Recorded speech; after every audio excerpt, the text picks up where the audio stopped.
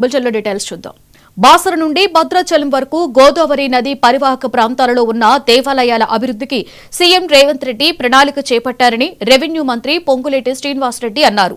హనుమకొండ జిల్లా పర్యటనలో భాగంగా మంత్రి భద్రకాళి దేవాలయ మాడవీధుల్లో జరుగుతున్న పనులను పరిశీలించారు. అటవీ ప్రాంతాలు ఎక్కువగా ఉన్న చోట్ల టూరిజం అభివృద్ధికి ప్రభుత్వం నిర్ణయించిందని మంత్రి పొంగులేటి చెప్పారు.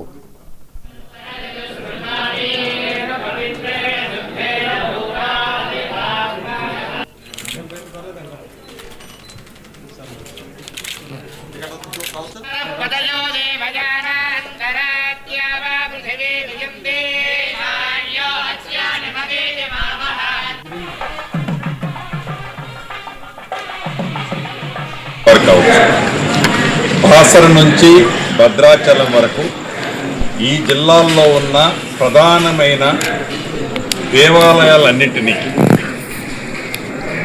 పూర్తిగా అభివృద్ధి చేస్తూ ఒక టెంపుల్ సర్క్యూట్గా ఏర్పాటు చేయాలని, అది ఎవరైతే హైదరాబాద్ నుంచి ఈ రాష్ట్రం నుంచి వచ్చే భక్తులే కాకుండా ఇతర రాష్ట్రాలు దేశ విదేశాల నుంచి వచ్చే భక్తులకు కూడా ఈ టెంపుల్ సర్క్యూట్ ఒక ఆదర్శంగా ఈ దేశంలోనే కాదు ప్రపంచంలో ఇన్ని టెంపుల్స్కి సంబంధించిన కనెక్టివిటీని ఈ ప్రభుత్వం ఎలా చేసింది అనే విధంగా అభివృద్ధి చేయాలని దృఢ సంకల్పంతో ఆల్రెడీ గౌరవ ముఖ్యమంత్రి గారు ఈ జిల్లాల్లో ఉండే ప్రజాప్రతినిధులకి మంత్రులకి ఇప్పటికే చెప్పడం జరిగింది.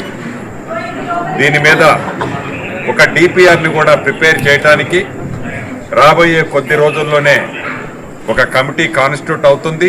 ఆ కాన్స్టిట్యూట్ అయిన కమిటీతో డిపిఆర్ తయారు చేసే ఒక సంస్థను కూడా ఏర్పాటు చేసి డబ్బులు ఎంత ఖర్చైనా ఈ పుణ్యక్షేత్రాలతో పాటు ఎకో టూరిజంగా ఉన్న చాలా గిరిజన ప్రాంతాలని కవర్ చేస్తూ అటవీ ప్రాంతాలు ఎక్కువగా ఉన్న ఈ ప్రాంతాన్ని ఎక్కడో టూరిస్టు ప్లేసులకి విదేశాలకి వెళ్లాల్సిన అవసరం రాకుండా ఉండే విధంగా దైవక్షేత్రాల్లో వీటన్నిటినీ ఒకే రూట్లోకి తీసుకొచ్చి వీటిని డెవలప్ చేయాలని ఈ ప్రభుత్వం వడివడిగా ఆ దిశలో అడుగులేస్తుందని చెప్పడానికి సంతోషిస్తున్నాను. దాంట్లో భాగంగా ఈ టెంపుల్ అమ్మవారి భద్రకాళి అమ్మవారి టెంపుల్ కూడా ఒక టెంపుల్ ఇప్పుడే మాడు వీధులకు సంబంధించిన వైడనింగు పట్టుబట్టి స్థానిక శాసనసభ్యులు రాజేందర్ రెడ్డి గారు ముఖ్యమంత్రి గారిని నన్ను ఒప్పించి అద్భుతంగా చేశాం.